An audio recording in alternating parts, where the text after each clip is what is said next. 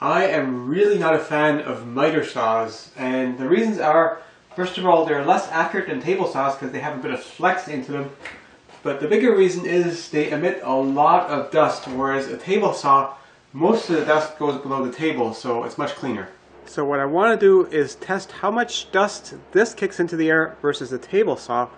And I've been running my air cleaner for quite a while, plus an oscillating fan just to make sure the air is well mixed in here. And I've got my particle counter here and the readings are quite low.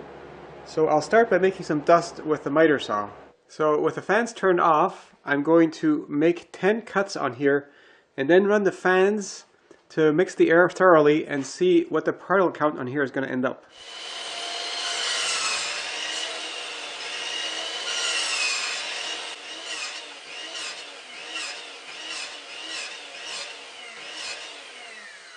So now I'm just going to let this fan mix the air for a while. And let's see, we're already up to 8,000, whereas before it was about 300 on the very fine particle count.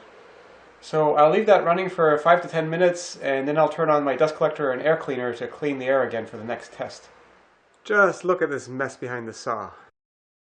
Now that I've got the dust levels down again, I'll turn off my air cleaner. Dust collector's already off. Fan off, and let's do that same test on the table saw.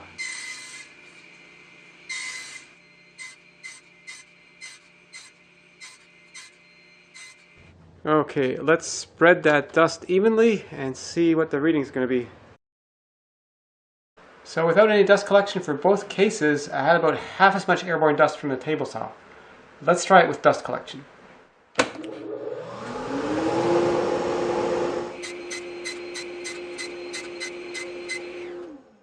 I turned off dust collection as soon as I was done cutting because I wanted to see what equilibrium dust level I get in the air.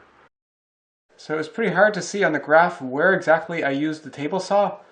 The amount of airborne dust coming out of it was maybe 1/5 of without the dust collector and less than 1/10 of what I got from the miter saw. Let's try the miter saw with dust collection. I've got the hose hooked up to my small dust collector, and just to make it fair, I'm going to run the big one while I'm doing the cutting too, because I had that one running when I cut with the table saw.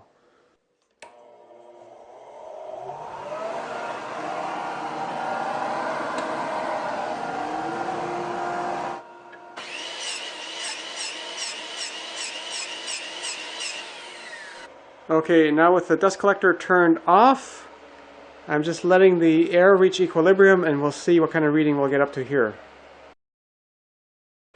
It took a minute, but the dust has gotten to here eventually. I knew there's a lot of dust in the air because I could smell it. So dust collection was not very effective at catching all the sawdust that came off of the saw, but surprisingly it did cut the airborne dust down by half. So the miter saw with dust collection will put about as much dust into the air as the table saw does without, but the table saw with dust collection puts about 1/10 of the dust into the air as the miter saw does without. So just out of curiosity, I made the same 10 cuts on my bandsaw without dust collection, and the airborne dust from that was even less than the table saw with dust collection, so I really don't need much in the way of dust collection on here.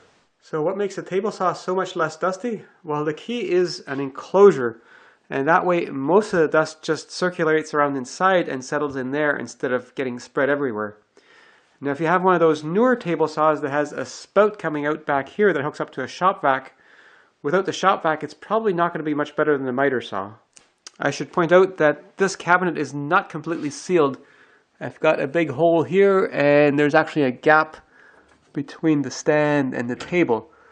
And on my old table saw, I actually closed it off on the bottom, plus I closed this off as much as possible, and that also made it much less dusty. And why does the bandsaw make so little dust?